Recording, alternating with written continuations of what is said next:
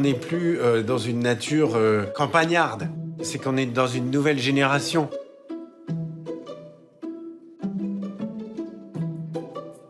Mon nom est Alexis Tricoire et dans cette masterclass, je vais vous apprendre à utiliser la hauteur dans la maison et quelles plantes utiliser.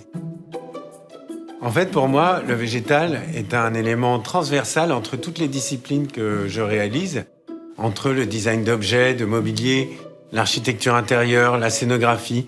À chaque fois, la plante, est une des constituantes de mon travail.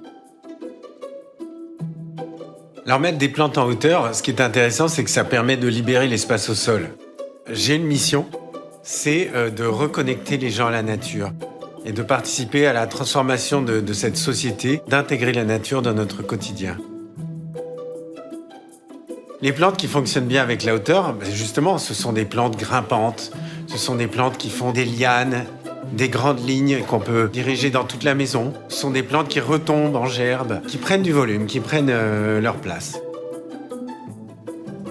Alors si vous voulez mettre des plantes dans la hauteur, dans votre appartement, d'abord, la première chose à penser, c'est comment je vais l'accrocher. Quel va être le support? La deuxième chose, c'est où est la lumière? Qu'est-ce qui va faire que cette plante va pousser? Un Velux, par exemple, c'est parfait, ou une grande baie vitrée. Et on sait, dans ces cas-là, que la plante va aller dans cette direction. Donc après, c'est quels sont les supports qui vont permettre à la plante d'aller dans cette direction. Alors ça peut être un fil, par exemple, que la plante va suivre. Ça peut être un filet, ou ça peut être des tiges.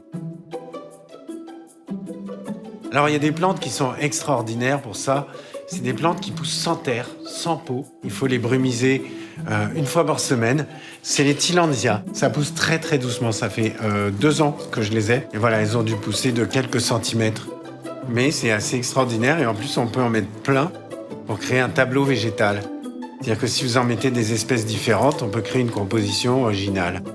Ça c'est vraiment chouette. Bon après si on veut faire vraiment élégant, on peut prendre du fil de pêche transparent, comme ça on a l'impression que ça flotte dans l'air. On peut vraiment être imaginatif avec ces plantes. Alors il y a des plantes qui m'inspirent, par exemple l'asparagus. Parce que quand je la vois, j'ai l'impression de voir un arbre en miniature avec ses multiples petites feuilles. Et j'ai l'impression d'être dans un micro-paysage. Les chlorophytum, c'est des plantes, on appelle aussi plantes araignées, qui font des petites repousses qui retombent comme ça. Et du coup, c'est joli, ça fait comme une petite cascade végétale. Dans l'escalier, j'ai mis une bulle Babylone en haut, avec notamment des Aescinanthus. C'est ce qu'on appelle les plantes rouges à lèvres. Et ça, j'adore parce qu'elles retombent, elles font des grandes grappes et elles ont des belles fleurs qui s'ouvrent. C'est vraiment gratifiant. Et puis, à la base de l'escalier, j'ai mis un pothos qui monte le long de la rampe de l'escalier. Et du coup, les 2 plantes se retrouvent au milieu et ça raconte une histoire et ça nous inspire. C'est un être vivant. Et cet être vivant, il réagit en fonction de la façon dont on le place pour aller vers la lumière, pour aller vers la chaleur, pour tous ces éléments-là. Ça va lui donner du caractère. Et c'est ça qui devient intéressant. C'est quand on se relie à une plante et qu'on s'aperçoit qu'elle est vivante et qu'elle a du caractère.